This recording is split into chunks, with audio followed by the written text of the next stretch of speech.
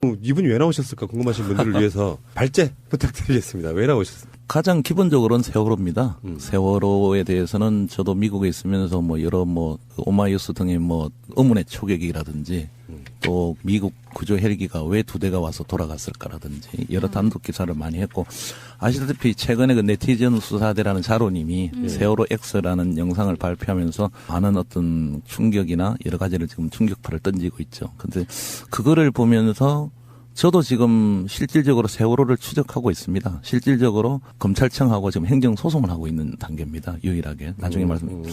그 과정에 이제 뭔가 이제는 한 걸음 더 들어가서 뭔가 이제는 말할 수 있다 또는 이제는 뭔가는 말해야 되겠다. 그래서 새날에 제가 온 겁니다. 근데 세월 X 그 굉장히 길어가지고 저는 다 보지는 못하고 요약본을 좀 봤는데 근데 저는 보면서 깜짝 놀란 거예요. 너무 많이 듣던 이야기야. 무슨 소리냐면 이거 천안함 때 뭐, 다 그 얘기잖아요. 잠수함이 받았던 거다. 이제 우리 이제 막 신상철 선생님 모시고 막 얘기 막 들어가지고 근데 너무 판본이 똑같아. 그렇죠. 그래서 천안함의 2부 리그가 사이즈 더 키워가지고 나온 게 그럼 세월호야? 이렇게 되는 거거든요. 요약본 보셨는데 아주 정확하게 보셨네요. 저는 다 봤는데 3일에 걸쳐서. 아, 그러세요? 저도 다 봤어요. 3일에 걸쳐서. 그러면 이제 방송을 처음 들으시거나 잘 모르시는 분들을 위해서 설명을 드리자 그러면 일단 김원식 기자님이 국제문제 기자시기도 하고 국방부 출입 기자시기도 하고 또 천안함에 관련해서도 기고 같은 걸 많이 하셨었죠. 국방부는 아닙니다. 국방부는 우리가 저를 받아주는 외교부 출입 기자예요. 사드 문제 때문에 가끔씩 연락을 하시는 정도고 많이 연락하죠. 아니 출입 기자는 아니고. 우리 방송에 나오셔서 탄저균 이야기도 하셨고 사드 이야기도 하셨고 미국 대선 이야기도 하셨고 네. 근데 민중의 소리 사이즈로 봐서는 사실상 국방부도 담당하는 그런 건 아니에요? 맞죠? 대적. 그렇죠. 제가 담당을 하는 편이죠. 우리가 출입 기자는 없고 외교부는 우리가 출입 기자 다 있고요. 민중의 소리는 다 통일부도 있고. 그러면은 지금 이제 이야기가 점점 저 이야기 하려고 나왔구나. 그러니까 천안함도 굉장히 많이 다뤘던 나름대로 전문가이시고 우리는 천안함 전문가 그러면 신상철님밖에 몰라요. 나머지 숨은 고수들이 계시는 거까지는 알겠지만 천안함하고 지금 아까 진미님 이야기한 것처럼 세월호하고 판본이 같다. 그거에 대한 어떤 근거를 일단 이야기하시고 한번 얘기를 깊게 한번 들어가 보죠. 글쎄 이제 제가 아시는 분 아마 이제 이 방송 들으면 김원식이라는 사람이 그 사람이구나 하면 깜짝 놀랄 사람도 있을 건데요. 많은 분. 그 천안함 사건이 발생했을 때 뉴욕 코리아라는 필명을 가지고 서프라이즈나 진실의 글에 많은 글을 올린 사람이 바로 접니다. 뉴욕 코리아요? 이제서 이제 커밍아웃 하시는 거예요? 그 사람이 나다고? 아니 어차피 많은 분 다 아시니까. 초창기 그 침몰 사건이 나면서 제가 관여했던 건 아니고 그냥 먼 발치에서 본 거죠. 보면서 다시 그거를 파고 들어가면서 한참 있다가 천안함 다시 미국 잠수함을 말한다는 글을 올려서 엄청난 그 반항을 불러일으킨 게 이제 전데 뭐 제가 뭐 어떻게 했다 이런 건 아니고 그러면서 제가 왜 이 세월호 X를 보니까 이분이 이 자로님이 하얀 밤을 까만 밤을 하얗게 지새웠다는 그 의미를 알겠더라고요. 그걸 저 역시 6개월 8개월 동안 그 탐구를 하면서 미국에 있는 제 책상 앞에는 어마어마한 그 인쇄 프린트물들이 있으면서 거의 뭐 미쳤고 오늘도 약간 여담을 말씀드린 어제 제가 이거 아무리 봐도 저는 사실은 세월호는 천안함보다 다른 원인을 지금 잡고 있는데 어쨌든 자로라는 분이 이제 하시니까 그 지역에서 뭐 해군이 딱 하는 말이 뭐 잠수함 활동할 지역이 아니다. 어제 또 발뺌을 하니까 제가 뭐 그 당시 천안함을 할 때 저하고 또 유명한 블로그 한 사람한테 제가 어제 메시지를 보내가지고 자료를 좀 달라니까 그분이 똑같은 얘기를 병이 날까봐 다 지웠대요. 그러니까 이런 거 하는 사람들 다 병이 나요. 저도 병이 나고. 그래서 그 마음을 제가 알겠더라고요. 이 8시간 49분의 이 동영상을 만들면 동영상이 중요한 게 아니고 이분은 거의 1, 2년을 그냥 반 미쳤을 거다. 이제 그거 하나. 또 한 가지 또 말씀드릴 건 제가 충격을 받은 거는 우리가 기사를 쓸 때도 스트레이트성 기사를 하는데 이제 감정이 안 들어가는 거 안 들어갈 수가 없거든요. 그렇죠. 예, 사실 뭐 반기문 기사를 제가 이렇게 쓰는데 이게 스트레이트성이라도 안 들어갈 수가 없어요. 무슨 뜻인지 이제 아실 거고. 근데 이 자로라는 분이 가장 제가 놀랬던 거는 정말 하얀 백지에서 시작했구나. 편견을 다 버리고. 그래서 뭐 방송인에게 말씀드린 의외로 한 7, 80%는 모 팟캐스트 주장이 아주 박살이 나버렸는데요. 어쨌든 이분이 그렇게 하얀 백지에서 시작할 수 있다는 그 용기, 그 편견이 없다는 것에서 굉장히 감동을 받았고 쭉 다 봤죠. 예. 그런 형태. 그 지점은 제가 살짝만 언급하고 갈게요. 예. 그 가설이 틀렸다고 할지라도 예. 그런 것들로 촉발돼서 지금 김 감독 그런 연구가 없었다라고 하면 자료도 연구가 저는 없었을 가능성이 높다고 맞습니다. 생각하는 거예요. 그러니까 예, 그 과정이기 때문에 그렇죠. 예. 그걸 적대적으로 바라보는 건 좀 문제가 있다. 그렇죠. 그렇죠. 제가 뭐 표현을 박살내도 어쨌든 다 똑같은 양자적 차원에서 같이 힘을 이렇게 모아가는 거예요. 그리고 다들 고생하는 거죠. 이 상황이 천안함 때는 더 했습니다.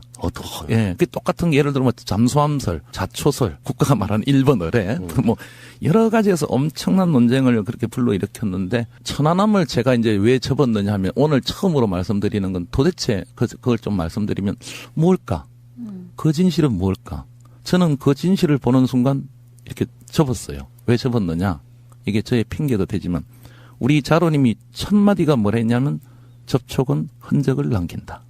우리 천안함 사건은 이쪽에 피해를 받은 쪽은 흔적이 다 있어요. 아시잖아요. 그렇죠. 공격을 한 애가 누군지 흔적이 없어요. 우리 세월호는 이쪽에도 지금 흔적이 없어요. 건져 올리지 못하니까. 다 파괴됐을 거고. 또 저쪽은 또 더 못 찾을 거고 아마. 그런 과정에서 천안함을 이제 먼저 말씀드리면 그 당시 하와이호가 그렇게 들이받고 미국으로 갔는데 진주만으로 도저히 갈 시간이 안 된다. 근데 내가 그 시간이 된다는 걸 밝혔죠. 갈 수 있다는 걸. 그게 미국 잠수함을 다시 말한다는 건데 그래도 풀리지 않는 의문들이 있었어요.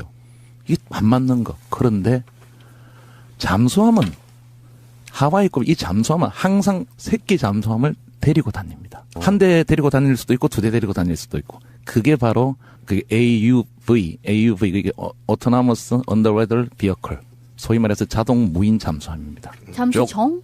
그렇죠. 되죠. 조그마한 10m짜리 잠수정일 수도 있고 그 사건이 났을 때 다 추측이지만 60m짜리 거의 잠수함이에요. 사람 안 탔다 뿐이지 60m면. 자 그래서 잘 생각을 해보세요. 고 한주준이가 제3부표에 들어가서 쭉 했는데 60m짜리였다.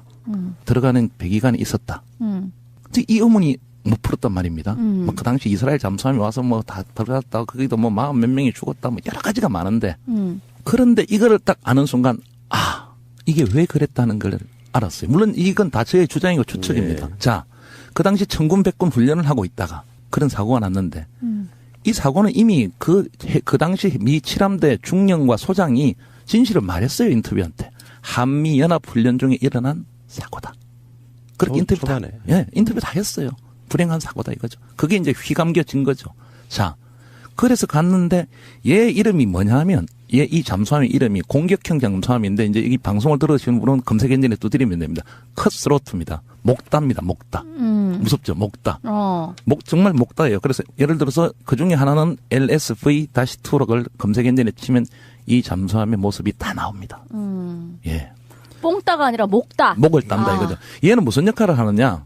우리 아시다시피 거대 잠수함들은 해저에 걸릴 수도 있고 수면이 낮으면 못 들어가지 않습니까? 그쵸. 앞에 보내는 거예요. 앞에 보내서 탐색과 활동을 다 하는데 정찰. 그렇죠. 근데 하나 더 중요한 건 왜 목다냐? 가다가 전함이 있으면 들이받아버리는 거예요. 어택 공격력 잠수함이에요. 가미가 거기는 무인이라는 거죠. 그렇죠. 엄마가 조정합니다. 안에서. 다 앞길을 먼저 왜냐면 뭐 어디 뭐 해저에 뭐가 있을 수도 있고 쭉 가다가 그냥 큰 잠수함 원자력 잠수함이 받아버리면 큰일 나잖아요. 그렇죠. 예, SF 영화를 보면 우주 모함이 있고 거로부터 이렇게 좌르륵 쏟아져 나오는 새끼 잠수함. 그렇죠. 예, 정이 나오는 거죠. 우주 정이. 예, 그렇습니다. 그 새끼 잠수함이 천안함을 들이받았다. 그렇죠. 그러면 우리가 지금 그 신상철님이나 이런 정보를 통해서 들었던 사람이 타고 있던 잠수함이 아니라는 거예요? 그렇죠. 그 의문을 푸는데 그 많은 세월이 걸렸죠. 그럼 MBC에서 잠깐 촬영했던 그 시신으로 추정되는 뭐 화장터 뭐 이런 거? 아니 당시 그거 이제 그 MBC 때문에 문제 많았잖아요. 예. 그래서 그게 지금 삭제돼 버린 거잖아요. 예. 그거는 또 어떻게 설명해요? OBS도 그 당시 시신을 봤다는 그 보도들이 있었고 예. MBC도 많은 거 그 당시에 많이 추적을 다 했는데 추적할 수가 없더라고요. 그 각각의 그만둔 분들 다른 데 옮긴 분 다 추적했고 전부 다 이쪽이다 하고 결국 저 입장에서는 그 당시 저도 오마이뉴스 입장에서는 팩트가 아니다는 걸로 나왔고 그 여러 가지 뭐 지금 세월호도 그렇지만 많은 설들이 나왔죠. 예, 그래서 이제 그런 부분이고 역시 이 새끼 잠수함이라는 것도 저의 주장입니다. 근데 이거를 대입하는 순간 모든 의문이 다 풀렸어요. 자 보세요. 왜 그 당시 천안함 사고가 나고 살보함부터 쫙 군사작전하듯이 옵니다. 그 3, 4일 동안 뭔가를 합니다, 얘네들이. 도대체 그 KBS에 보면 뭔가를 가져가고. 그렇죠. 자, 보시면 들이받았으면 밑에 침몰했을 거 아닙니까? 60m짜리는 분해해서 가져가기 간단합니다. 그 작업을 한 거예요. 거기에 한주는 주의가 들어갔을 거고 모든 의문이 다 풀리는 거예요. 그러면 예를 들어서 이스라엘 잠수함이 42명을 이스라엘 잠수함 가서 받았으면 42명도 사망을 했을 건데 도망을 안 갔다면 이스라엘까지 그거 다 처리 못합니다. 상식적으로. 그 큰 잠수함과 죽은 42명을 그것도 우리 아무도 모르게 못하죠. 무인 잠수함을 할 수 있죠. 그 당시 많은 취재기들이 가서 이렇게 했는데 저쪽엔 도대체 뭘 하고 미국 애들이 뭘 했느냐. 걔네들 잠수도 별로 안 했거든요. 우리만 잠수하고. 그래서 잠수하다가 돌아가셨잖아요. 그럼 걔네들은 도대체 저기서 뭐를 했느냐. 구조활동도 별로 안 했어요. 결국 우리가 다 옮기고. 근데 또 그랬는데 다 아시겠지만 아무래도 뭐 동맹국이지만 46 우리 용사들이 안타까운 죽음을 당했지만 미국이 난리가 났지 않습니까? 그 당시 나자마자 주한미군 사령관 바로 돌아오고 국무장관이 오고 전 조위를 표하고 했잖아요. 적이 걸리고. 네, 맞아요. 한미 군사 훈련 중에 일어난 불행한 사건이기 때문에 그렇습니다. 전군과 백군을 나눠서 가면서 그 당시 국방부는 거짓말했지만 그 당시에도 대잠 훈련은 계속되고 있었습니다. 천안함은 그 앞에 가고 있었어요. 초계기로. 뭔가 앞에 있는 새끼 잠수함에서 뭔가 오인을 한 거예요. 뭔가 프로그램 에라든 아니면 고의든 소위 말해서 오키나와 기지를 철수 안 하려고 했던 미국의 의도든 그까지는 저도 모르지만 뭔가 그 애가 가서 천안함이 적에 전면되고 그냥 가서 들이받아서 반쪽알이 그대로 난 겁니다. 그 흔적은 그대로 잠수함이 들이받은 흔적입니다.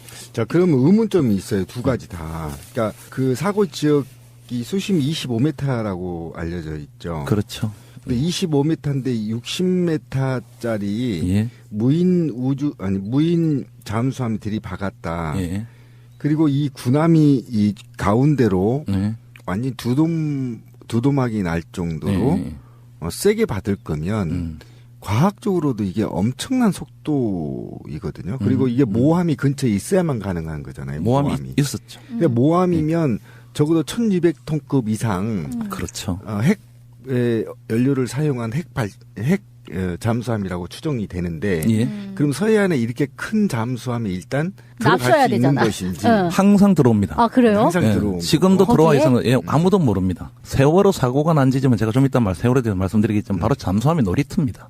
예. 그 얘기를 이제 항상 어부들도 들어옵니다. 얘기를 하고 있으니까 항상 들어옵니다. 우리는 모릅니다. 국방부는 이제 예. 잠수함이 들어갈 수 없다고 계속 실드를. 아까 25m 얘기를 잘 하셨는데 그렇게 빠른 속도로 가는 건 아니고 물론 빠릅니다. 60m니까. 그런데 어느 정도 속도로 가서 그 60m도 굉장히 덩치가 있는 거 아닙니까? 제가 그렇죠. 꽤 큰 거죠. 60m. 그래서 쾅 받아버리면은 반쪽이 납니다. 근데 원래 천안함 가설 중에는 한 가지 원인이 아니고 이미 어딘가에 잠깐 받쳐서 모래분지 같은 데 받쳐서 그 천안함이 표류를 하고 있을 때 받친 거다 뭐 이런 가설이. 그게 이제 제가 존경하는 우리 신 대표님이 처음엔 자초서를 하다가 그다음에 이제 합쳐서 하시는 건데 너무 내가 존경하고 또 그분은 지금 실질적으로 국방부하고 싸우고 있는 분입니다. 그쵸. 이신재 너무 암도 걸리셨고 예 그분하고 저하고는 주장이 다르지만 참 제가 존경하니까 제가 뭐라고 말씀은 못 드리겠어요. 그런데 단 한 가지 그런 게 있었으면은 그 많은 군인들이 사전에 뭘 알았겠죠. 우리 지금 세월호도 똑같은데 일괄되게 걔네들은 한 번에 쿵이다고 주장합니다.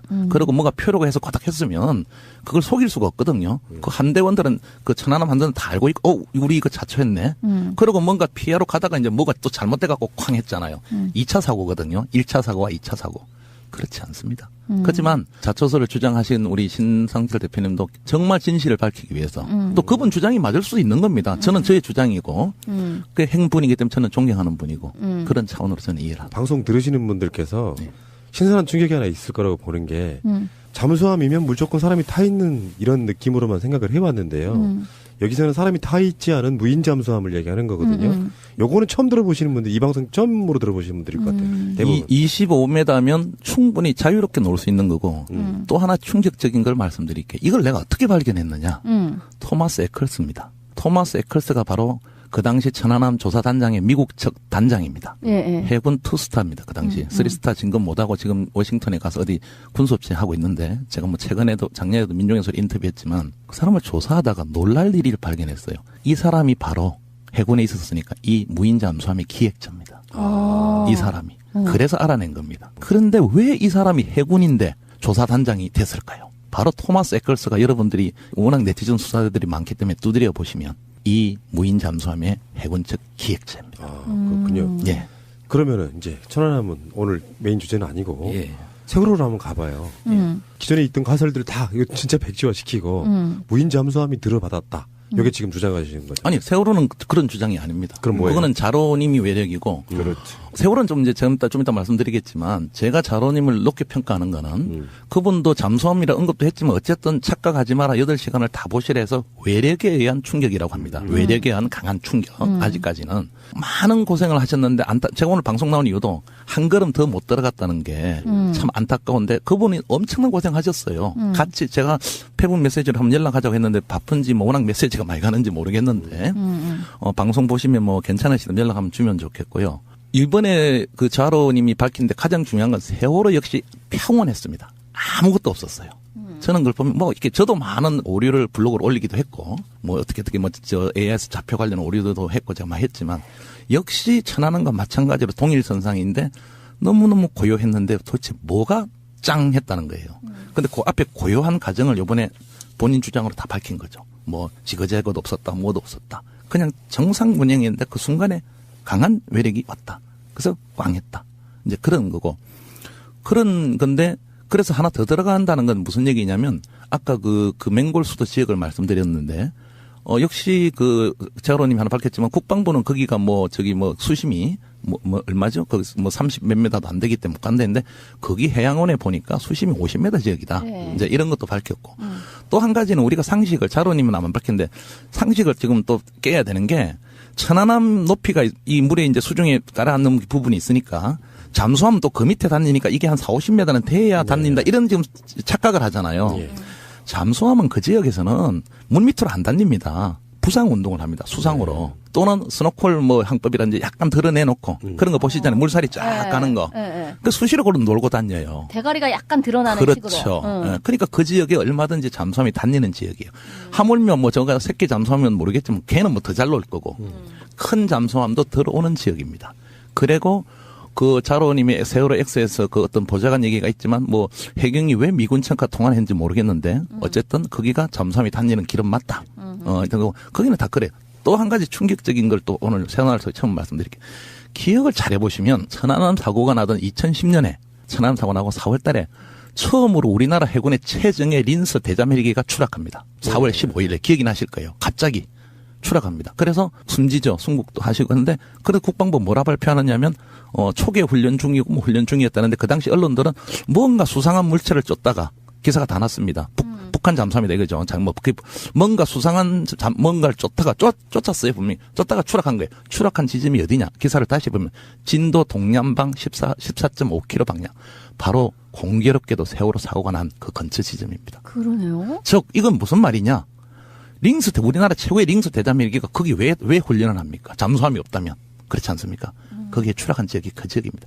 그 지역은 잠수함에 다닐 수 있는 뭐 놀이터까지는 아니라도 그 지역입니다. 예, 그런 지역이고 그래서 이게 충분히 가능성이 있다. 자로님이 주장하는 그 가설이 어떤 추정이 있다는 거죠. 단 이 다음번에 이제 이분이 한 번 더 하겠지만 이게 굉장히 힘든 게 제가 좀 뭐 존경한다 참 고생했다고 보는 게 아까 말씀드린다시피 천안함은 그래도 피해자는 이 접촉의 흔적이라도 있는데 얘는 지금 가라앉아 있잖아요. 지금 다 파손해버렸고 피해자의 접촉의 흔적도 없고 가해자의 접촉의 흔적도 없고 이걸 우리가 밝혀야 되는데 참 힘든 일이겠죠. 그러면 세월호에 부딪혔다는 게 아까 제가 말씀드린 무인 잠수함이라는 거예요? 아니라는 거예요? 아니 그럴 수도 있고 일반 잠수함일 수도 있다는 거죠. 즉 무슨 얘기냐면 세월호 밑에 간다는 그 가정을 깨라 이거죠. 그러니까 거기는 그냥 같이 다니는 거예요. 보세요. 20m 하더라도 수심 20m라도 우리 세월호 갈 거 아닙니까? 수심 20m라도 이 잠수함은 부상을 해가지고 다니는 거예요. 왜냐하면 밑으로 하면 부딪히잖아요. 이 안바이 이런데 그 부상 활동이래요. 잠수함은 자주 떠오릅니다. 잠수함은 밑으로만 다니는 거 아니에요. 같은 고도, 같은 수위에서 놀 수 있다. 그렇죠. 그런데 세월호는 가다가 안 보이잖아요. 잠수함이 물살만 이렇게 보이지. 뭐가 오고 시커멀 거 아닙니까? 그렇게 오다가 이렇게 하다가 그냥 털면서 다치면서 넘어질 수 있는 거예요. 그런 증언도 있긴 했죠. 예, 했죠. 예, 그런 거예요. 그리고 수심의 한계에 착각하지 말자 이거죠.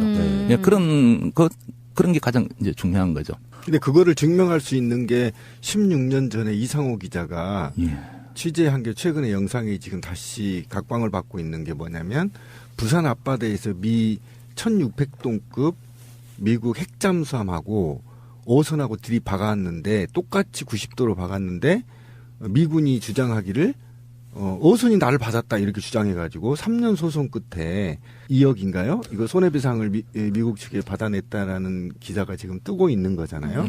그게 뭐냐면 실제로 그때도 영상을 보면 핵잠수함 1,600이 엄청 크더라고요. 저는 이게 잠수함이 얼마나 작겠지 했는데 아니 그냥 아파트 빌딩만 해요. 크기가 어마어마해요. 그러니까 쭉 오는데 배가 이렇게 어선이 가요. 근데 확 들이받아 버렸어요. 그런데 미군이 주장하기를 아니 어선이 와서 날 받았다 이렇게 주장해가지고 그분이 직접 인터뷰가 나와요. 16년 전에 그 선장 선주의 인터뷰가. 근데 얼굴이 말이 아니야. 그 소송 때 엄청나게 당했다는 거야. 국가로부터 온갖 수모를 당하고 결국은 자기가 이겨서 어쨌든 지금 배는 다 버리고 보상이 다 안 돼서 최소 보상 때문에 다른데 취직해서 지금 일하고 있는 모습을 그린 거거든요. 그러니까 어쨌든 지금 김원식 기자님 이야기에서 우리가 건져야 되는 포인트가 계속해서 배는 위에 떠 있고 잠수함은 밑으로 당겨야 되니까 이 수위가 중요해. 이 생각을 우리가 가지고 있는데 예. 그럴 필요가 없습니다. 없고 배도 상당 부분이 흘수라 그래서 약간 밑으로 그렇죠. 잠기고 잠수함은 그 표면 위로 살짝 대가리를 그렇죠. 내놓을 정도로 예. 뜨기 때문에 동일 수위에서 왔다 갔다 할 수 있다는 거죠. 중요한 포인트를 하나 더 말씀드릴게요. 우리 자로님이 한 걸음 더 못 나간 부분. 굉장한 연구를 하셨는데 항상 반복된 영상이 과연 저게 컨테이너일까 기억나시죠? 그죠? 네. 항상 컨테이너일까. 그래서 자로님 뭐라 하냐면 그 6분의 1 크기라잖아요. 네. 거기 우리가 세월호는 올라가고 딱 6분의 1의 주황색이 나타났다 사라지잖아요. 그렇죠. 자, 생각해 보세요. RCS라는데 자로님은 이 방송들은 잘 알 겁니다. 6분의 1 크기가 아니에요. 왜요? 잠수함은 레이더에 안 잡힙니다. 밑으로 잠기니까. 그렇죠. 올라왔을 때에 잡힐 거 아니에요. 그럼 더 클 수 있는 거네? 그렇죠. 걔는 클 수 있는 거예요. 잠수함은 잡히지도 않고 부상하면 잡히죠. 그러니까 그 크기가 그래 되는 거예요. 그게 만약에 잠수함이라면 레이더에 잡히는 그 반사된 것만 이 값을 받은 거예요. 그렇죠. 떠 있는 부분. 세월호의 6분의 1 크기를 그걸로서는 단정할 수 없는 거예요. 그게 만약에 잠수함이라면 그렇게 한 걸음 더 나가야 되는 그 떠오는 부분. 우리가 전파를 쐈을 때 얘가 쏙 들어가면은 아까 우리 이성원 선생님 말씀하셨지만 이게 왜 그런 사고가 나냐면 저들끼리도 몰라요. 물에 들어가면은 쇼나가 뭐 온갖 뭐 우리 안소명 박사 얘기들 뭐 고래 소리도 있고 뭐 다 있기 때문에 저 앞에 있어도 잠수함이 있는지도 모릅니다. 자기들끼리 충돌도 합니다. 아하. 그리고 다니다 보면 뭐 그게 참 확률이 낮지만 그냥 어선도 들이받아 버리는 거예요. 그렇게 쭉 이래 올라오다가 배가 있는지 모르고 그냥 부상 훈련하다가 그냥 들이받는 경우도 있고 또 한 가지 아까 천안함하고 이 사건이 왜 갔냐면 천안함에서 지금 가장 핵심이 되는 포인트가 TOD 영상을 보면은 천안함이 반쪽이 나고 나서 뭔가 잠수함으로 보이는 게 올라왔다가 사라집니다. 그리고 이 물체는 우리나라 국방부나 국가는 그 당시 뭐 부유물이라 하는데 떨어진 이 물체가 부유물이라면 조류와 같은 방향으로 흘러야 되는데 조류와 반대 방향으로 사라집니다. 서서히. 세월호도 우리 자로님이 밝혀내신 바로 이 주황색이 조류와 다른 방향으로 가면서 동력이 있는 그렇죠. 동력이 있는 사라집니다. 그래서 아마 이분은 잠수함일 거다. 그리고 이제 자기가 발표는 안 했지만 굉장히 확신을 하고 있는 것 같아요. 자, 그러면 제가 그 자료 영상을 보면서 메모하면서 봤거든요. 근데 설계에 한번 해보자고요. 제가 이게 가장 의문점이었어요. 자료한테도 물어보고 싶었는데 보세요. 수심이 50m입니다. 그리고 훌수라는 거 아시죠? 훌수. 예. 훌수가 6m였었어요. 당시 세월호가. 그러면 핵잠수함을 제가 보니까 잔망경이 15m더라고 높이가. 그리고 몸체가 20m예요. 그죠? 그러면 이 두 분, 그러니까 우리 기자님하고 자로의 주장에 의하면 이 잠수함이 있잖아요. 적어도 중심축 G라인의 몸체 중심축이 육지에 떠 있어야 되는 상태이거나 또는 그 6m 훌수, 세월호 훌수의 중앙을 들이받으려면 최소 수면 위로 15m에서 12m가 드러나야 돼요. 이해가시죠? 무슨 얘기인지. 이해갑니다. 그리고 이게 제가 또 보니까 미국 핵잠수함 1600톤급이 속도가 65km더라고요. 와, 어마어마하더라고요. 지금 그러니까 충돌각을 생각하면 지금 제가 이제 자, 그런데 잠깐만 제가 질문을 먼저 할게요. 그러면 그다음에 자로가 지금 세월호 G라인, 제2센터와 G라인이 어디에 있냐면요. 6m hul수 부분에 수면 아래에서 3m로 내려갈 지가 있어요. 그리고 여기에서 지금 세월호가 영상이나 이런 걸로 드러난 게 앞에서 G라인에서 중앙 G라인에서 3분의 2 전까지 다 드러났단 말이에요. 그럼 3분의 2에서 반 G라인까지의 여기 한 20% 정도의 면적이 다 들이박은 거거든요. 그러면 이 핵잠수함이라 하면 이 핵잠수함이 1600톤급이라고 하더라도 이 G라인에 가까운 3분의 2 지점을 들이박아서 이 배가 그렇게 뒤집어질 수 있는 힘이 생기느냐 이게 지금 문제죠. 지금 이제 제가 말씀드리면 그런 전제가 다 이제 의미가 없는 게요. 제가 핵잠수함이라도 하지도 않았고. 아니 예를 들면 핵잠수함. 그러니까 새끼 잠수함이라 하지도 않았고 저는 나중에 말씀드렸는데 이 세월호의 원인을 다르게 봅니다. 고의적인 평행수 상실입니다. 순간적으로. 평행수가 없어진 걸 나중에 제가 말씀드렸는데 어쨌든 그게 왜 잠수함이 일리가 있냐면 우리가 이렇게 전제를 하면 안 되는 게 그게 핵잠수함일 수도 있고 우리나라 잠수함일 수도 있고 그렇죠. 크기가 다 다릅니다. 일본 잠수함일 수도 있고 또 제가 아까 말씀드린 새끼 잠수함이 놀다가 큰 모항은 뒤에 있고 앞에 와서 막 이렇게 뭐 정탐하다가 그 놀이터니까 하다가 그럴 수도 있고 그건 여러 가지를 모르는 거예요. 그러니까 어떤 계산 방식이나 이런 게 지금 맞을 수가 없죠. 범인이 안 드러나니까. 잠수함으로 본다면 우리도 여러 가지 잠수함 크기가 있습니다. 뭐 무슨 급이 무슨 연어급이 어떻고 뭐 그렇죠. 우리 뭐 무슨 뭡니까 채 무슨 급입니까 이렇게 막 나누고 있잖아요. 대우에서 많이 이렇게 건조하고 그래서 여러 크기가 다르고 그런 잠수함일 수도 있고 지금 이제 우리 말씀하신 거는 큰 핵잠수함을 이제 전제를 하는 거고 저도 뭐 그렇게 큰 놈일 가능성은 그렇게 없다고 봐요. 근데 그러나 걔도 들어올 수 있는 거예요. 부상을 하면은. 뭐 우린 모르니까. 잠수함이 어디 들어가는 건 우리나라 국방부도 모릅니다. 미국이 안 알려 줍니다. 국가 1급 비밀입니다. 그걸 왜 알려 줍니까?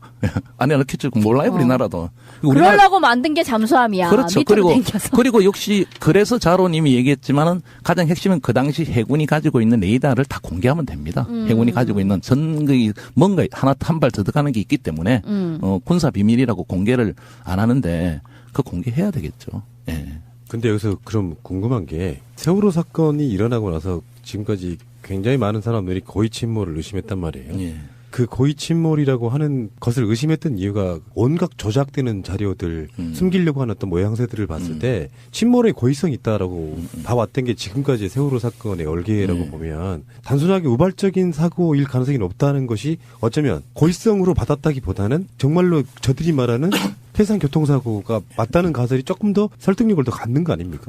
그게 자로님 주장이고 네. 저는 제 주장을 그럼 세월호의 김원식 기자 주장은 뭐냐면 아까 말한 평행수의 고의적 상실입니다. 누군가 사고 한 30분에서 1시간 전에 평행수가 없어졌습니다.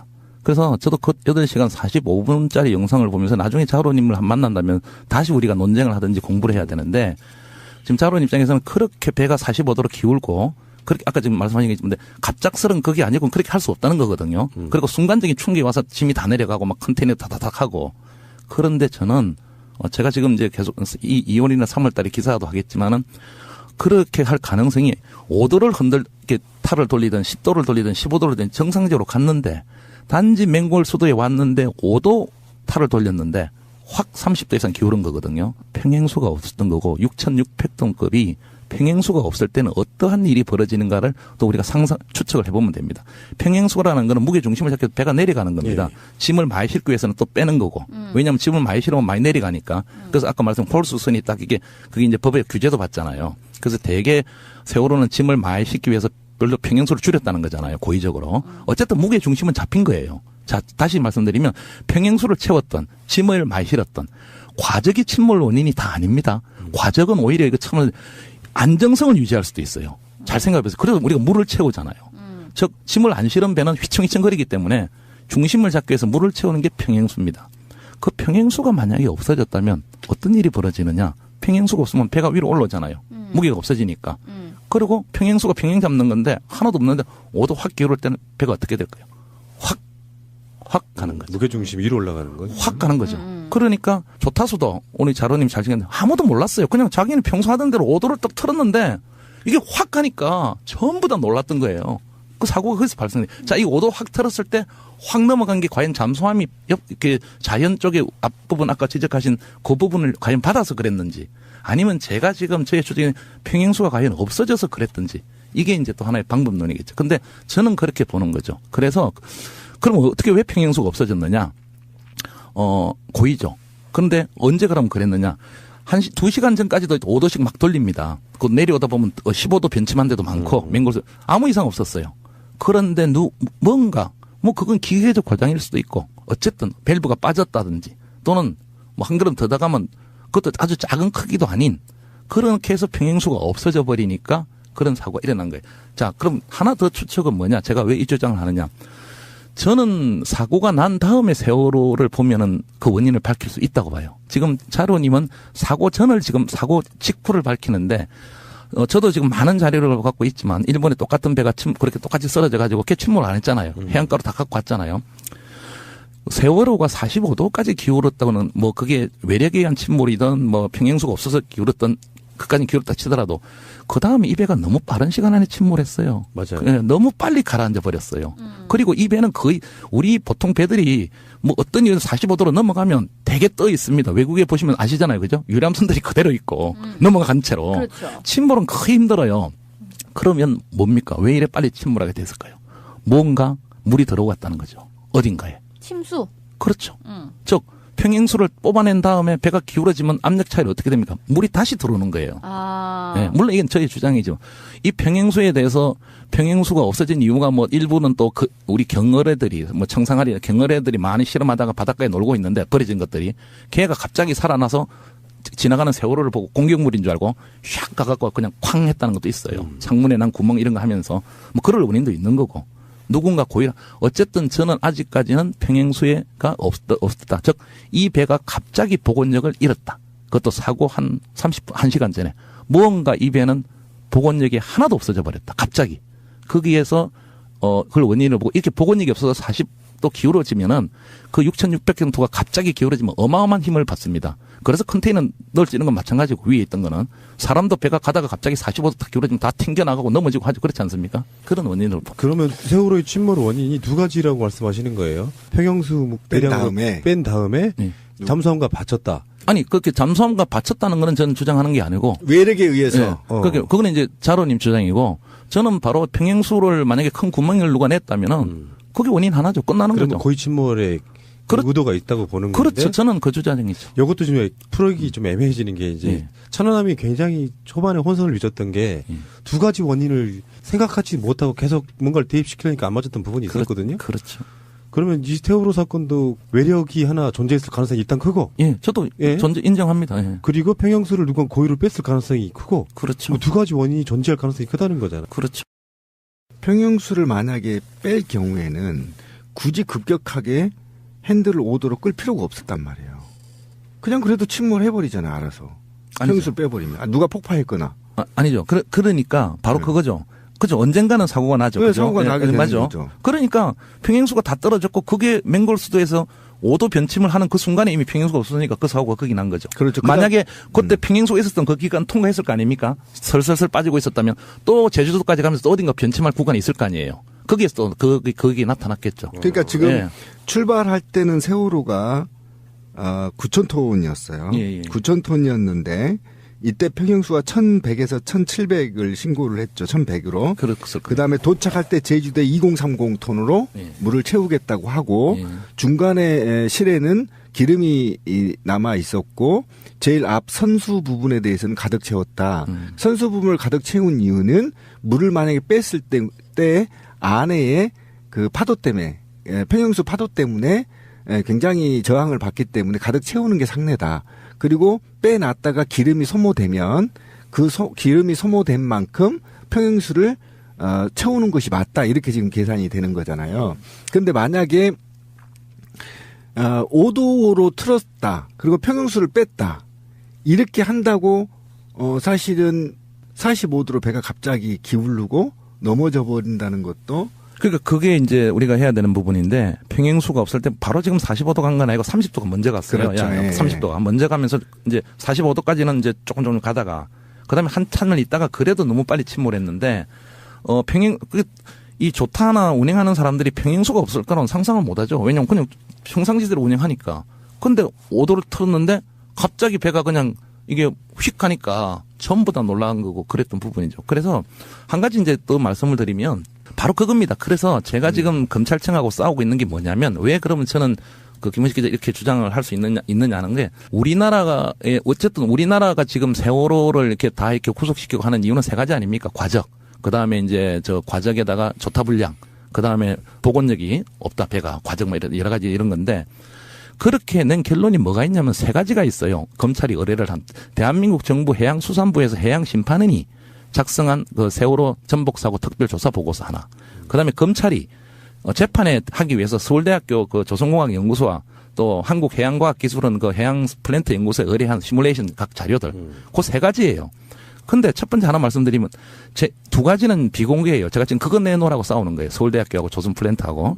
근데 해양심판원을 제가 보다가 놀란 거를 발견했어요. 그 심판원을 이제 자료인데 보시면 자세히 보면 이 배가 복원력이 있다는 결론이에요. 그래 놓고 쭉쭉쭉 해서 그 밑에 뭐 기후 기상이 어쩌고 하면은 그걸로 잡아놓은 거예요. 그게 왜냐하면 과학적 수치나 전문적인 건 속이지 못하지 않습니까? 그러니까 그 수치나 이걸 잘 보면은 이 배가 복원력이 과적에 의해 갖고 무너졌다 이 결론이 아니에요. 그 밑에 말단에 가 있는 다섯 번째가 그런 게 있는 거예요. 뭐 기상에 어떻고. 그래서 이것 봐라. 해양심판원이 내놓은 자료도 복원력이 상실했다는 게 아니네. 그래서 제가 그렇다면 검찰 너희들이 서울대학교 의뢰하고 선박 플랜트에 의뢰한 자료를 달라. 재판 다 끝나요. 안 주는 거예요. 그래서 공개하고 기각하고 이의 신청하고 그래서 지금 행정소송 중입니다. 예, 그 내용은 일부 제가 알고 있는데 그래서 이게 1월 12일 재판하고 아마 공개를 하겠죠. 공개 안 할 이유가 없어요. 이것도 참 웃기는 거예요. 왜냐하면 아니 국가기관이 검찰이 아무 끄리낌이 없는데 왜 재판에 사용한 공개적인 문서를 저한테 안 줍니까?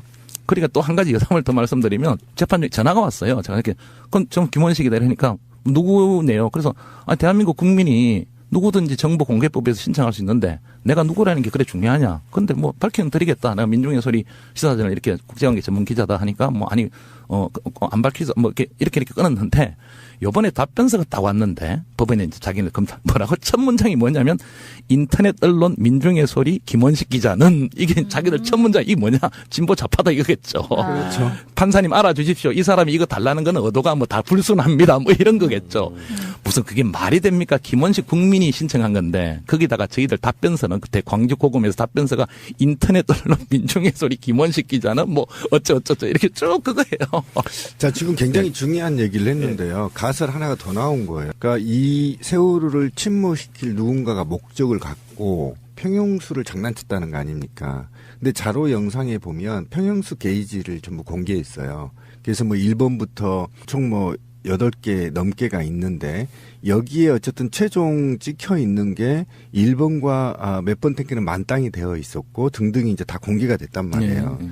그런데 이게 만약에 평형수를 작업을 하려면 인천에서 출발할 때부터 누군가가 조작으로 계속 빼내야 되는 거죠. 저기로 펌프로 빼내든가 넣어야 되는 거잖아요.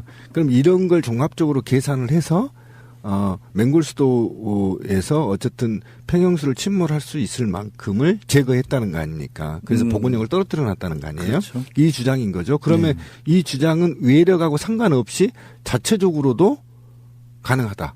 그러니까 이제 뭐 누군지 이런 거는 모르는 거고 단지 이제 자로님이 보면서 뭐 시간대별로 너무 정리를 잘 해놨더라고요. 어쨌든 1시간, 2시간 정상 운행한 거예요. 5도도 많이 틀었고 저 위에서는 뭐 15도도 틀고 맹골수도 지나갔으면 또 틀은 구간이 있겠죠. 제가 그 다음 구간을 구체적으로 안 했죠.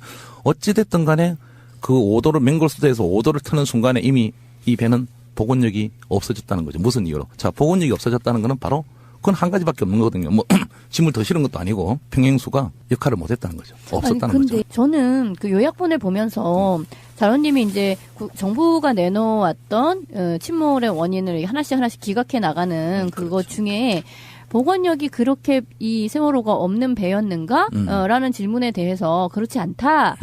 라면서 그 어떤 커튼이 뭐 45도 정도, 30도 이상 기울어져 있는데도 그렇게 한참이 있었다. 그렇게 조금 기울어졌을 때 갑자기 호까닥 넘어간 게 아니다. 상당 시간 그런 30도 45도 정도를 유지하고 있었다. 이거를 이제 뭐 커튼 이런 걸로 증명을 하는 거를 봤어요. 그게 바로 저하고 차이인데 그러니까. 저도 봤는데 그게 뭐냐면 평행수가 없어서 45도 기울었잖아요. 물이 또 들어왔을 거 아니에요. 어떻게? 무게 중심이 새로 잡힌 거예요. 무게 중심이 잡혀야 45도라도 있죠. 그러니까. 45도든 50도든 70도든 있는다는 거는 어쨌든 새로운 무게 중심이 있다는 거예요. 그렇잖아요. 무게 중심 안 그러면 걔가 다 가라앉아 버리죠. 그런데 제가 보는 건 일단 애가 무게 중심이 잡혔는데 어쨌든 기우뚱한 상태에서 서서 걔가 그렇게 그냥 있으면 되는 거예요. 아무 이상이 없으면. 뭐 물론 이제 물이 어딘가 물이 들어오고 하면 결국은 가라앉겠지만 그래도 굉장히 시간이 이게 낫겠죠. 뭐 여러 가지 물이 돌았겠죠. 근데 의외로 너무 그 이후에 이렇게 가라앉는 시간들이 너무너무 빨랐다는 거죠. 그 이후에. 그래서 어떻게 보면 이런 거죠. 선언을 지금 우리가 이제 편견을 깨야 되는데 내가 이 뭐 구원 정해진 내용을 두둔하고 이런 게 아니라 잘 생각을 해보면 배가 딱 기울었을 때 이 사람들도 배가 그렇게 급격하게 가라앉을 줄 생각을 못 했던 거예요. 어떻게 내가 도전하는 게. 그래서 가만히 있으라고 이랬을 수 있는데 한 가지 나쁜 거는 뭡니까? 애들을 구하지 않고 자기네들이 살라고 다 도망갔다는 거잖아요. 전부 다 도망 나왔잖아요. 선장부터. 그게 인간 이하의 그런 거라는 거고 왜 제가 이제 저도 이제 연구를 왜 이 배가 45도 기온 상태에서 오래 버티지 못하고 그렇게 빠른 시간 안에 300명도 못 구하고 그냥 바다 밑으로 가라앉았을까.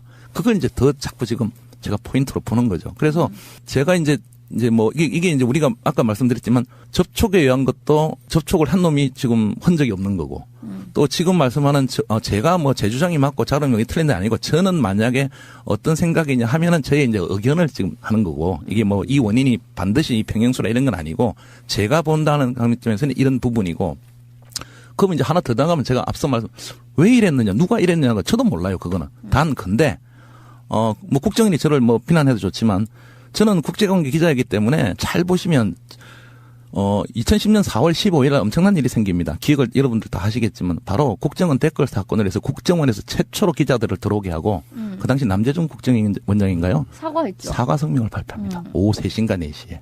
그래서 대한민국 역사상 국정원이 최악의 날로 몰린 날입니다. 바로 4월 15일이. 예. 그래서 그거하고 뭐 관계 있다는 그건 아니고 어쨌든 국내적 상황이 세월호 사고가 나기 전에는 완전히 코너로 몰려버리는 그런데 어마어마한 참사가 나면서 방향은 다 틀어진 거죠. 그렇죠. 예. 이건 누가 고의를 했다 그런 게 아니에요. 어쨌든 간에 결과론적으로는 그렇지 않습니까? 잘 기억을 해보시면. 예. 게다가 세월호는 국정원이 관리하던 배라는 거는 기정사실이고 지금. 글쎄 그 이상은 제가 얘기하면 더 오게 되니까. 그러니까 저는 새로운 의문점이 하나 생겼는데요. 예. 일반 차들은 이렇게 가다가 부딪히면 작은 차가 이렇게 돌다가 부딪히면 이렇게 바로 넘어가잖아요. 근데 세월호는 바로 확 뒤집어진 상황이 아니잖아요. 그렇죠.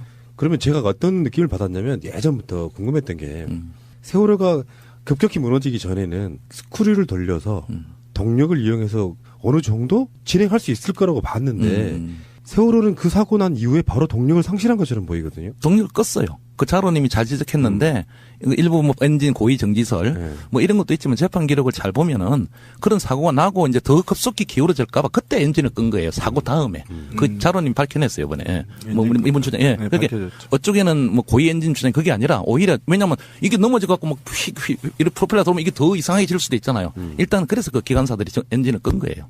예, 사고 난 다음에. 예, 그것도 이번에 이제 자로님이 어떻게든 밝혔던 그러니까 그 당시에 우리가 가졌던 의문점 또 다른 것 중에는 배의 아래쪽에 무슨 파공이 나서 그렇죠. 물이 급격하게 들어오는 모양새로 가라앉았다는 게 바로 그거죠. 예. 제가 바로 그래서 뭔가 평행수를 빼려면 큰 구멍이 나야 되거든요. 그래서 제가 바로 그거죠. 무언가 물이 돌았다. 그렇게 잘 생각해보세요. 획 넘어갈 때는 일단 45도 중심을 잡았잖아요. 그래서 얘가 가만히 있을 거 아니에요.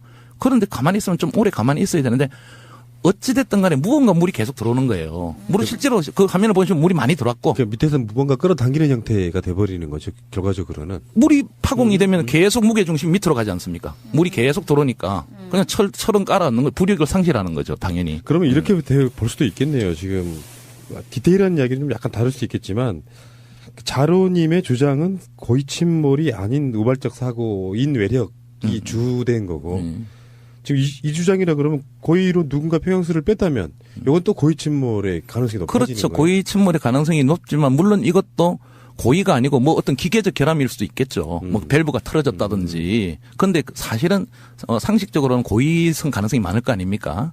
그런데 비고의 가능성이 전혀 없다고는 할 수 없는데 어쨌든 저는 뭔가 배의 평형에 어떤 문제가 있었다. 그리고 한 가지 더 말씀드리면 검찰이 자료를 안 내놓으니까 곧 내놓고 제가 이제 이기면 곧 기사할 건데 이렇게 그 당시 세월호 선적 제가 처음에 세월호에 관해서 이제 블로그에 올린 거는 세월호가 가적에 의해서 쓰러질 확률은 0.00046%라고 제가 올린 거예요. 근데 그게 왜냐면 이번에 이 모든 자료를 넣고 시컵이라는 그 프로그램이 있어요. 여기 배 복원 역할을 하는 거. 이것도 그냥 뭐 조선업 이런 데는 해야 되는데 잘 안 해주는 모양이에요. 세월호 관련은 뭐 국가에서 막 돌려갖고 다 받았어요. 그 결론은 세월호 복원력이 있다는 거예요. 그리고 이거는 뭐 다 상식적으로 아시겠지만 세월호가 그날 뭐 이거 다 가장 짐을 적게 실은 3번째 날이에요. 그보다 훨씬 더 과정을 한 날이 더 많아요. 3배 정도. 네, 3,000톤까지. 예, 아시네요. 예. 그래도 똑같이 15도 막 왔다 갔다 좋다 하면서 다녔던 거예요.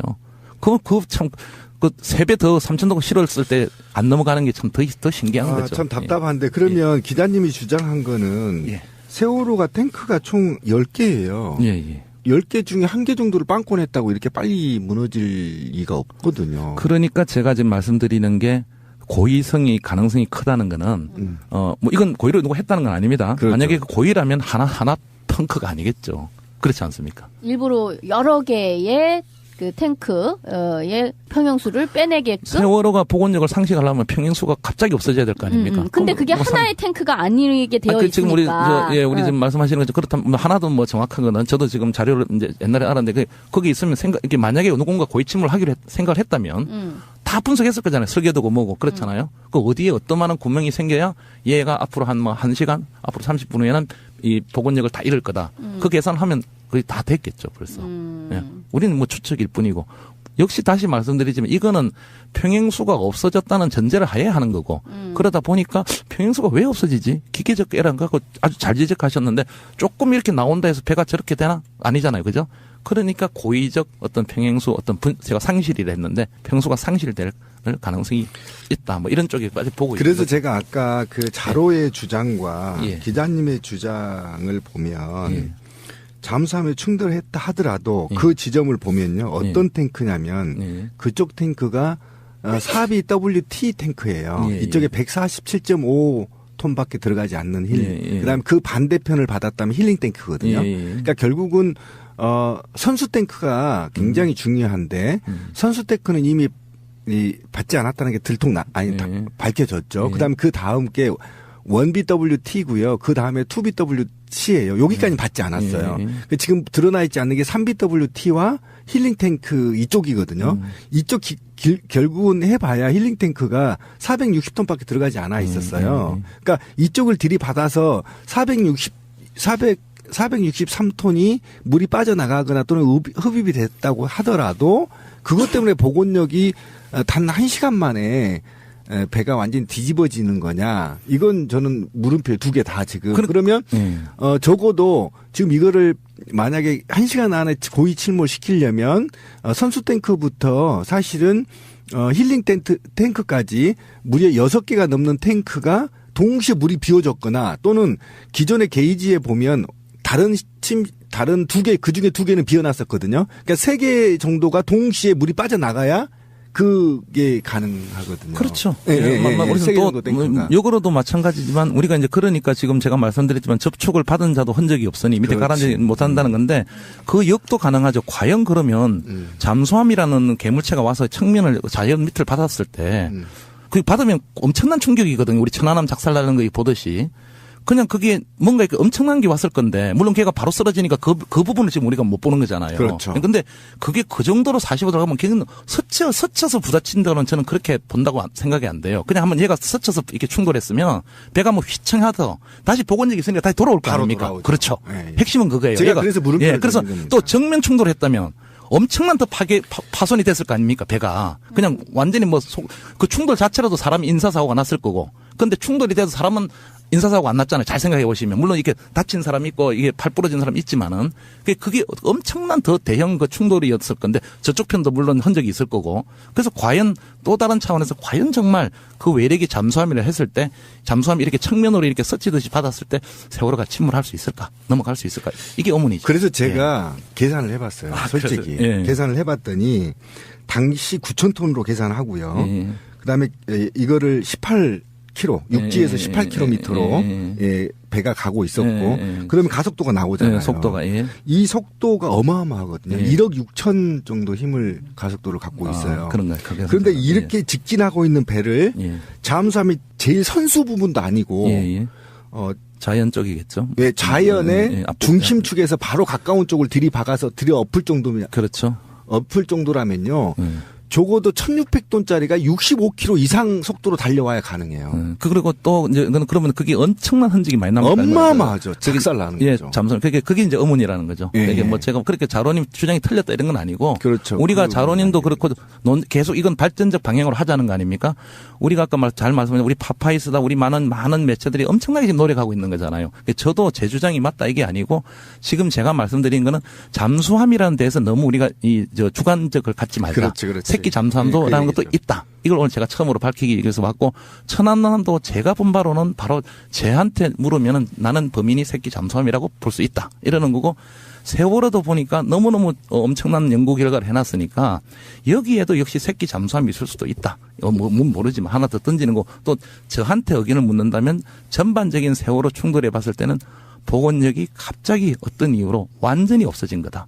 불과 사고 나기 한 얼마 전, 왜냐면 1시간 전까지는 잘 왔다 갔다 이렇게 우연자연했으니까 뭔가 저는 이제 그렇게 보는 형태고. 그 두 개를 합치면 기자님하고 자로의 주장을 합치면 답은 나와요. 아, 그렇습니까? 그게 합치지만. 예. 그러니까 침몰시킬 목적으로 평형수를 빼놨고 이 상태에서 조그만 예력의 그러니까 쿵쿵 꾸르릉 쿵 이 소리가 지금 40몇 명의 증언을 엑셀로 다 정리했지 않습니까?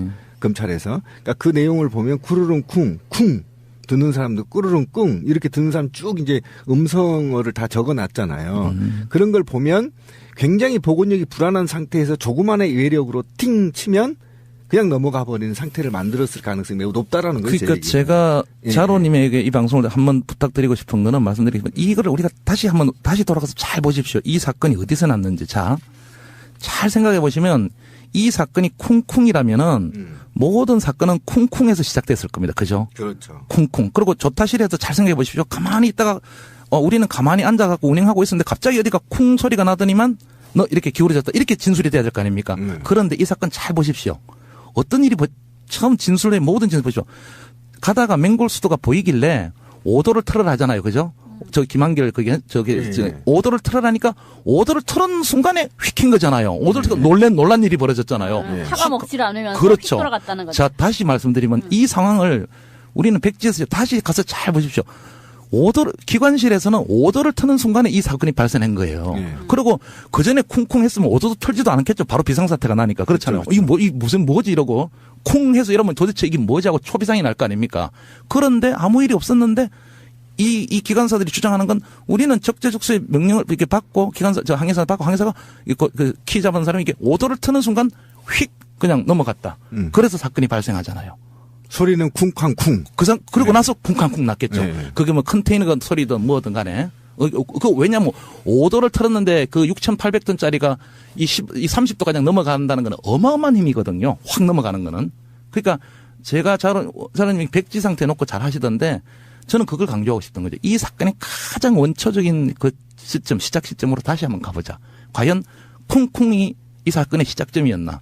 물론 그럴 수도 있고요. 아니면 그 기관실에서는 어떤 일이 벌어졌을까? 그 조타실에서는 아무 조용하고 고요했는데 오도를 딱 트니까 30도 넘어갔다. 이걸 내가 이제 말씀드리고 싶은 거죠. 그래서 어렵네요.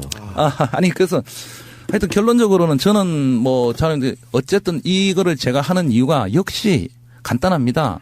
턱조이가 무산되고 이렇지 않습니까? 그래서 이제 우리 뭐 대선도 있고 이런데 반드시 더 깊게 가서는 멀리 가서는 우리 천안함도 그렇겠지만 특히 이 세월호는 반드시 다시 강력한 국조특위가 만들어져 가지고 다시 원점에서 조사를 해야 된다는 거고 많은 지금 침몰에 있는 게 인양돼서 많은 증거들이 거의 없어졌다시피 했겠지만 이거는 분명히 밝혀져야 되고 밝힐 수 있다고 봅니다. 그 특검으로 가야 되는 거 아니에요? 수사권 갖고? 차라리 국회에서 특검을 추진하는 게 훨씬 낫겠죠. 지금 특검처럼 하면은 밝혀지는 건 시간 문제라고 보는데. 저도 그렇지 않을까. 해군이 어떻게 뭐 국방부에서 그 자료 다 받고 하면은 뭐 그렇게 어렵지 않을 것 같은데.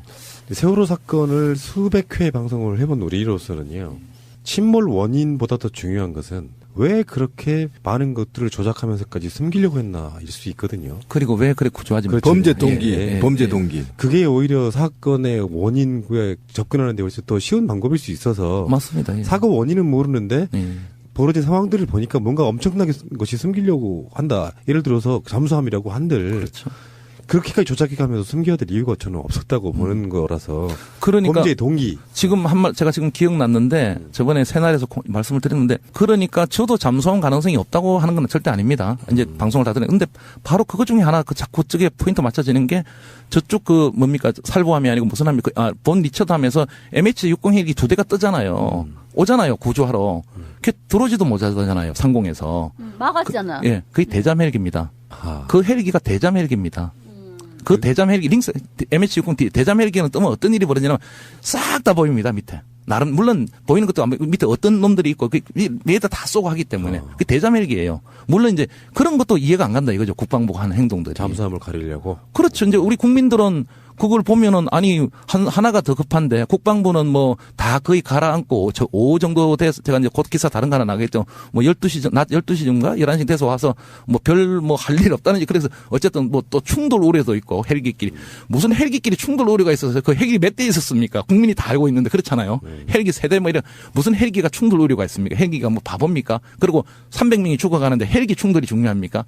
그리고 그 전에 지금 뭐 박근혜가 뭐 특공대를 투입하고 그런 거짓말했는데 빨리 투입했어야죠. 그리고 더 진실을 말씀드리면 초계기는 국방부가 아직도 CN 그 해경 초계기를 하는데 제가 발견해서 의문의 초계기라고 쓰는 건 저는 아직도 그 초계기는 C-130 해군 수송기라고 주장하고 있어요. 아직도. 물론 왜 우리 밝힐 수 없으니까. 왜 그러면 그 시간에 초계기든 수송기든 왜 45도 기울었을 때 그냥 걔는 지나갔느냐. 상공은 지나갔어요. 걔가 회전을 쭉쭉 해야 되는 그렇지 않습니까?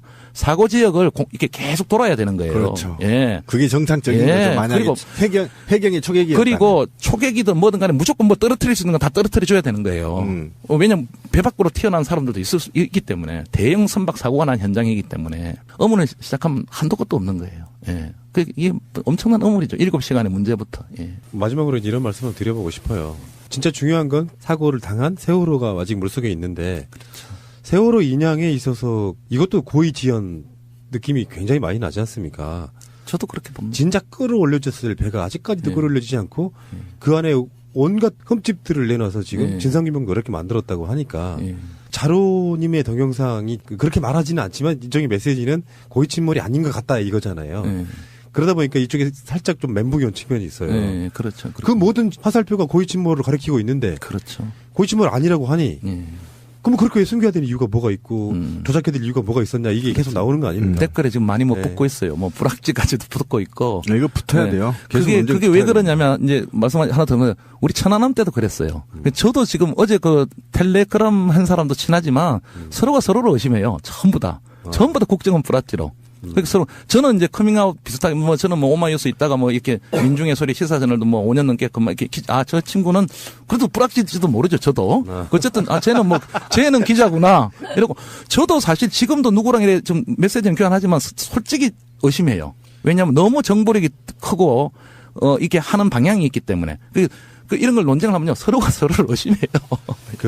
누가 저한테 비슷한 이야기로 그러더라고요. 예. 니들이 열심히 진보 쪽에서 인정을 받아가지고 앞으로 10수년 후에 절정적인 때 니 써먹으려고 지금 불확실짓 하고 있다. 다 불확실이야 지금. 하여튼 그렇습니다. 예. 근데 어쨌든 확실한 거는 저는 그래요. 교통사고를 보면 그 교통사고의 원인을 밝히는 데 있어서 경찰이 객관적으로 밝히는 게 대부분이거든요. 경찰이 사고를 의도적으로 피해자와 피의자를 바꾸거나 이런 게 비일비재하잖아요. 이것만 없으면 교통사고는 금세 밝혀지거든요. 세월호에 적용되면 세월호가 정말 사고였다면 금세 밝혀져요. 원인은 매우 간단하거든요. 근데 그 사고가 아니기 때문에 매우 복잡하고 어렵고 의혹들이 많이 나오는 거잖아요. 그렇게 봐야 되는 거잖아요. 사실은. 국가는 이 문제의 출발점은 제가 마지막으로 말씀드린 국가는 과적 그다음에 저 조타 불량 등등으로 했죠. 사고라고 했는데 자로님인데 저도 우리 국민들 한 건 아니 그게 아니다는 게 지금 다 밝혀지고 있거든요. 그다음 진짜 원인이 뭐냐 이걸 이제 밝혀야 되는 거고 역시 이거는 마지막으로 저도 정말 얼마나 이 세월호 했냐면 이걸 말씀드리니까 엎지도던 영상을 보면요 세월호가 이렇게 기울어지면서 그 파도 소리가 엄청난 소리들이 들립니다. 저는 그 노이로제 뭐 이런데 거기 보면 애들이 살려달라고 하는 음성이 막 들리는 것 같아요. 미국에 있으면서 그 음성을 듣다가 한 달을 잠을 못 잤어요. 계속 떨리기도 하고 그래서 마지막에 걔네들이 어떻게 이렇게 정말 이렇게 할 때 그 얼마나 참 그랬을까 하는 걸 느끼는 거예요. 그래서 국가가 대한민국이 존재하는 이상은 이거는 빨리 특검이든 국조이든 다시 해가지고 밝혀야 합니다. 예. 이거는 분명히 밝혀야 합니다. 그래야 우리 대한민국이 더 한 걸음 더 나갈 수 있는 겁니다. 예. 그렇죠. 예. 자, 좋은 말씀 잘 들었고요. 오늘은 나름 여러분들이 방송 들으신 소득이 꽤 있을 거라고 생각해요. 무인 잠수함이 있고 모호 잠수함이 있고 이런 걸 잘 모르셨던 분들 있으셨을 것 같고 직접적으로 세월호가 그렇게 무너진 데는 평형수를 고의로 뺀 것 같은 느낌이 있다. 그런 정황이 있다. 이렇게 말씀하시는 부분이 두 가지만 기억하시면 될 것 같습니다. 자, 논쟁이 더 돼가지고 언젠가 한번 자로 김 감독, 김원식 이런 분들 다 모여가지고 지상파에서 생중계해주는 그런 날이 한번 왔으면 좋겠어요. 당장 세 분을 MBC나 KBS에서 막장 토론을 한번 붙였으면 좋겠어요. 막장까지는. 자, 끝장 가자. 예. 그 날새기 토론 있잖아요. 네. 그 전에 특검도 완성하고요. 특조위도 완성하고. 알겠습니다. 고맙습니다. 예, 감사합니다. 이분이 왜 나오셨을까 궁금하신 분들을 위해서 발제 부탁드리겠습니다. 왜 나오셨습니까? 가장 기본적으로는 세월호입니다. 세월호에 대해서는 저도 미국에 있으면서 여러 오마이뉴스 등의 의문의 초격이라든지 또 미국 구조 헬기가 왜 2대가 와서 돌아갔을까라든지 여러 단독 기사를 많이 했고 아시다시피 최근에 그 네티즌 수사대라는 자로님이 세월호 X라는 영상을 발표하면서 많은 어떤 충격이나 여러 가지를 지금 충격파를 던지고 있죠. 근데 그거를 보면서 저도 지금 실질적으로 세월호를 추적하고 있습니다. 실질적으로 검찰청하고 지금 행정소송을 하고 있는 단계입니다. 유일하게. 나중에 말씀드릴게요. 그 과정에 이제 뭔가 이제는 한 걸음 더 들어가서 뭔가 이제는 말할 수 있다 또는 이제는 뭔가는 말해야 되겠다. 그래서 새날에 제가 온 겁니다. 근데 세월 X 굉장히 길어가지고 저는 다 보지는 못하고 요약본을 좀 봤는데 근데 저는 보면서 깜짝 놀란 거예요. 너무 많이 듣던 이야기야. 무슨 소리냐면 이거 천안함 때 다 그 얘기잖아요. 잠수함이 받았던 거다. 이제 우리 이제 신상철 선생님 모시고 막 얘기 막 들어가지고 근데 너무 판본이 똑같아. 그렇죠. 그래서 천안함의 2부 리그가 사이즈 더 키워가지고 나온 게 그럼 세월호야? 이렇게 되는 거거든요. 요약본 보셨는데 아주 정확하게 보셨네요. 저는 다 봤는데 3일에 걸쳐서. 아, 그러세요? 저도 다 봤어요. 3일에 걸쳐서. 그러면 이제 방송을 처음 들으시거나 잘 모르시는 분들을 위해서 설명을 드리자 그러면 일단 김원식 기자님이 국제문제 기자시기도 하고 국방부 출입 기자시기도 하고 또 천안함에 관련해서도 기고 같은 걸 많이 하셨었죠. 국방부는 아닙니다. 국방부는 우리가 저를 받아주는 외교부 출입 기자. 사드 문제 때문에 가끔씩 연락을 하시는 정도고 많이 연락하죠. 아니 출입 기자는 아니고. 우리 방송에 나오셔서 탄저균 이야기도 하셨고 사드 이야기도 하셨고 미국 대선 이야기도 하셨고 네. 근데 민중의 소리 사이즈로 봐서는 사실상 국방부도 담당하는 그런 건 아니에요? 맞죠? 대적. 그렇죠. 제가 담당을 하는 편이죠. 우리가 출입 기자는 없고 외교부는 우리가 출입 기자 다 있고요. 민중의 소리는 다 통일부도 있고. 그러면 지금 이제 이야기가 점점 저 이야기 하려고 나왔구나.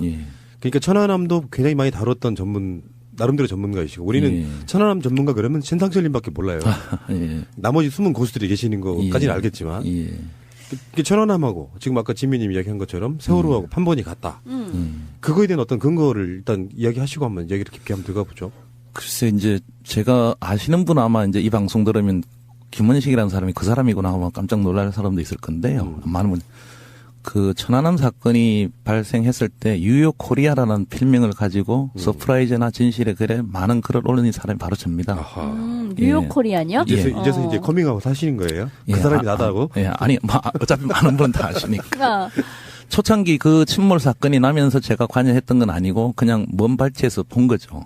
보면서 다시 그거를 파고 들어가면서 한참 있다가 천안함 다시 미국 잠수함을 말한다는 글을 올려서 엄청난 그 반항을 불러일으킨 게 이제 전데 제가 어떻게 했다 이런 건 아니고 그러면서 제가 왜 이 세월호 X를 보니까 이분이 이 자로님이 하얀 밤을 까만 밤을 하얗게 지새웠다는 그 의미를 알게 되 간단합니다. 그 작업을 한 거예요. 거기에 한준호 주의가 들어갔을 거고 모든 의문이 다 풀리는 거예요. 그러면 예를 들어서 이스라엘 잠수함이 42명을 이스라엘 잠수함 가서 받았으면 42명도 사망을 했을 건데 도망을 안 갔다면 이스라엘까지 그거 다 처리 못합니다. 상식적으로.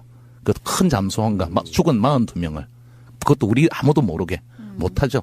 무인 잠수함을 할 수 있죠. 그 당시 많은 취재기들이 가서 이렇게 했는데 저쪽엔 도대체 뭘 하고 미국 애들이 뭘 했느냐.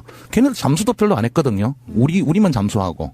그래서 잠수하다가 돌아가셨잖아요. 그럼 걔네들은 도대체 저기서 뭐를 했느냐. 구조활동도 별로 안 했어요. 결국 우리가 다 옮기고.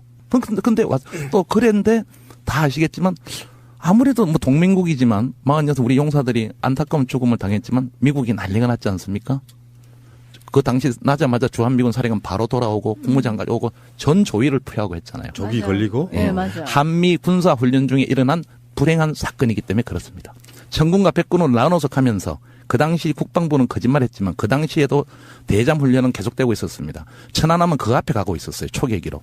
뭔가 앞에 있는 새끼 잠수함에서 뭔가 오인을 한 거예요. 뭔가 프로그램 에라든 아니면 고의든 소위 말해서 오키나와 기지를 철수 안 하려고 했던 미국의 의도든 그까지는 저도 모르지만 뭔가 그 애가 가서 천안함이 적에 전면되고 그냥 가서 대립받아서 반쪽알이 그대로 난 겁니다. 그 흔적은 그대로 잠수함이 들이받은 흔적입니다. 자, 그러면 의문점이 있어요. 두 가지 다. 그러니까 그 사고 지역이 수심 25m라고 알려져 있죠. 그렇죠. 근데 25m인데 60m짜리 예. 무인 잠수함이 들이박았다. 예. 그리고 이 군함이 이 가운데로 네. 완전 두도막이 날 정도로 네. 세게 받을 거면 과학적으로도 이게 엄청난 속도이거든요. 그리고 이게 모함이 근처에 있어야만 가능한 거잖아요. 모함이 있었죠. 근데 모함이면 적어도 1200톤급 이상 그렇죠. 핵 연료를 사용한 핵 잠수함이라고 추정이 되는데 예. 그럼 서해안에 이렇게 큰 잠수함이 일단 납쳐야 들어갈 수 있는 되잖아. 것인지 응. 항상 들어옵니다. 아, 그래요? 항상 예, 들어오고 지금도 거기에? 들어와 있어서 예, 아무도 모릅니다. 세월호 사고가 난 지점은 제가 좀 이따 세월호에 대해서 말씀드리겠지만 바로 잠수함의 놀이터입니다. 예. 그 얘기를 이제 항상 어부들도 들어옵니다. 얘기를 하고 있으니까 항상 들어옵니다. 우리는 모릅니다. 국방부는 이제 예. 잠수함이 들어갈 수 없다고 계속 실드를. 아까 25m 얘기를 잘 하셨는데 그렇게 빠른 속도로 가는 건 아니에요. 물론 빠릅니다. 60m니까. 그런데 어느 정도 속도 가서 그 60m도 굉장히 덩치가 있는 거 아닙니까? 제가 그렇죠. 꽤큰 거죠, 60m. 그래서 쾅 받아버리면은 반쪽이 납니다. 근데 원래 천안함 가설 중에는 한 가지 원인이 아니고 이미 어딘가에 잠깐 받쳐서 모래분지 같은 데 받쳐서 그 천안함이 표류를 하고 있을 때 받친 거다 뭐 이런 가설이. 그게 이제 제가 존경하는 우리 신 대표님이 처음엔 자초서를 하다가 그다음에 이제 합쳐서 하시는 건데 너무 내가 존경하고 또 그분은 지금 실질적으로 국방부하고 싸우고 있는 분입니다. 그쵸. 이 심지어 너무 암도 걸리셨고 예 그분하고 저하고는 주장이 다르지만 참 제가 존경하니까 제가 뭐라고 말씀은 못 드리겠어요. 그런데 단 한 가지 그런 게 있었으면은 그 많은 군인들이 사전에 뭘 알았겠죠. 우리 지금 세월호도 똑같은데 일괄되게 걔네들은 한 번에 쿵이다고 주장합니다. 그리고 뭐가 표류가 해서 과닥 했으면 그걸 속일 수가 없거든요. 그 함대원들은 그 천안함 함대는 다 알고 있고 우리 이거 자초했네. 그리고 뭔가 피하러 가다가 이제 뭐가 또 잘못돼갖고 쾅 했잖아요. 2차 사고거든요. 1차 사고와 2차 사고. 그렇지 않습니다. 하지만 자초서를 주장하신 우리 신상철 대표님도 정말 진실을 밝히기 위해서 또 그분 주장이 맞을 수 있는 겁니다. 저는 저의 주장이고 그 행분이기 때문에 저는 존경하는 분이고 그런 차원으로 저는 이해를 합니다. 방송 들으시는 분들께서 네. 신선한 충격이 하나 있을 거라고 보는 게 잠수함이면 무조건 사람이 타 있는 이런 느낌으로만 생각을 해왔는데요. 여기서는 사람이 타 있지 않은 무인 잠수함을 얘기하는 거거든요. 요거는 처음 들어보시는 분들, 이 방송 처음으로 들어보시는 분들일 것 같아요. 대부분. 25m면 충분히 자유롭게 놀 수 있는 거고 또 하나 충격적인 걸 말씀드릴게요. 이걸 내가 어떻게 발견했느냐. 토마스 에클스입니다. 토마스 에클스가 바로 그 당시 천안함 조사단장의 미국 측 단장입니다. 예, 예. 해군 투스타입니다. 그 당시 3스타 진급 못하고 지금 워싱턴에 가서 어디 군수업체 하고 있는데 제가 뭐 최근에도 작년에도 민중의 소리 인터뷰했지만 그 사람을 조사하다가 놀랄 일을 발견했어요. 이 사람이 바로 해군에 있었으니까 이 무인 잠수함의 기획자입니다. 이 사람이. 그래서 알아낸 겁니다. 그런데 왜 이 사람이 해군인데 조사단장이 됐을까요? 바로 토마스 에클스가 여러분들이 워낙 네티즌 수사들이 많기 때문에 두드려 보시면 이 무인 잠수함의 해군 측 기획자입니다. 아, 그렇군요. 예. 그러면은 이제 천안함은 오늘 메인 주제는 아니고 예. 세월호로 한번 가봐요. 기존에 있던 가설들을 다 이거 진짜 백지화시키고 무인 잠수함이 들어받았다. 이게 지금 주장하시는 거죠? 아니 세월호는 그런 주장이 아닙니다. 그럼 뭐예요? 그거는 자로님이 외력이고 그렇지. 세월호는 좀 이제 좀 이따 말씀드리겠지만 제가 자로님을 높게 평가하는 거는 그분도 잠수함이라 언급도 했지만 어쨌든 착각하지 마라 8시간을 다 보시라 해서 외력에 의한 충격이라고 합니다. 외력에 의한 강한 충격. 아직까지는 많은 고생을 하셨는데 제가 오늘 방송 나온 이유도 한 걸음 더 못 들어갔다는 게 참 안타까운데 그분이 엄청난 고생하셨어요. 같이 제가 페북 메시지를 한번 연락하자고 했는데 바쁜지 뭐 워낙 메시지가 많이 가는지 모르겠는데 방송 보시면 뭐 괜찮으시면 연락 한번 주면 좋겠고요. 이번에 그 자로님이 밝힌데 가장 중요한 건 세월호 역시 평온했습니다. 아무것도 없었어요. 저는 그걸 보면 뭐 이렇게 저도 많은 오류를 블로그로 올리기도 했고 뭐 어떻게 뭐 저 AIS 좌표 관련 오류도 했고 제가 많이 했지만 역시 천안함과 마찬가지로 동일선상인데 너무너무 고요했는데 도대체 뭐가 짱했다는 거예요. 근데 그 앞에 고요한 과정을 요번에 본인 주장으로 다 밝힌 거죠. 뭐 지거재거도 없었다, 뭐도 없었다. 그냥 정상 운영이었는데 그 순간에 강한 외력이 왔다.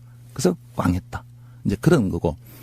그런 건데 그래서 하나 더 들어간다는 건 무슨 얘기냐면 아까 그 맹골수도 지역을 말씀드렸는데 역시 자로님이 하나 밝혔지만 국방부는 거기가 수심이 얼마죠? 거기서 30 몇 미터도 안 되기 때문에 못 간다는데 거기 해양원에 보니까 수심이 50m 지역이다. 네. 이제 이런 것도 밝혔고.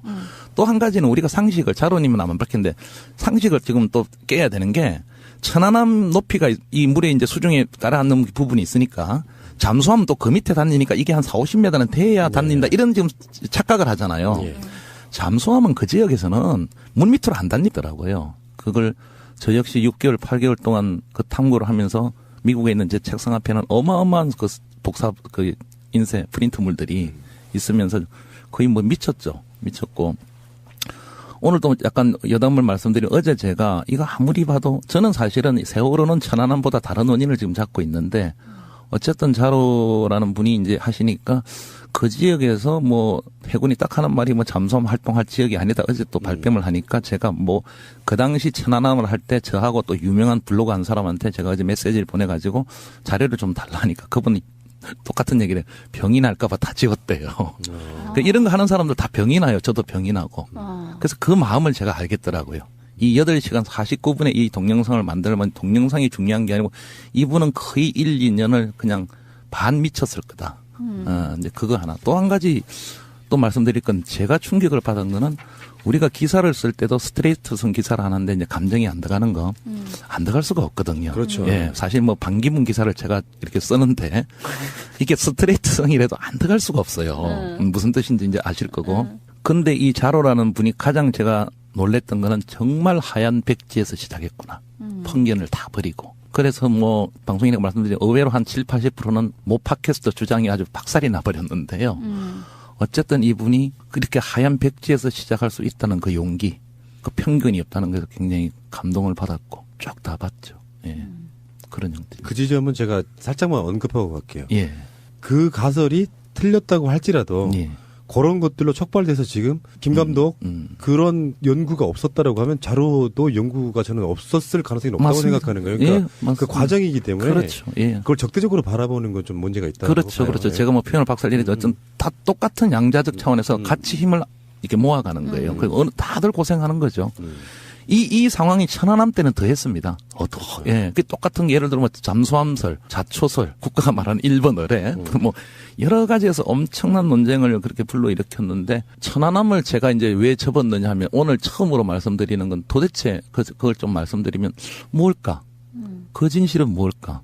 저는 그 진실을 보는 순간 이렇게 접었어요. 왜 접었느냐?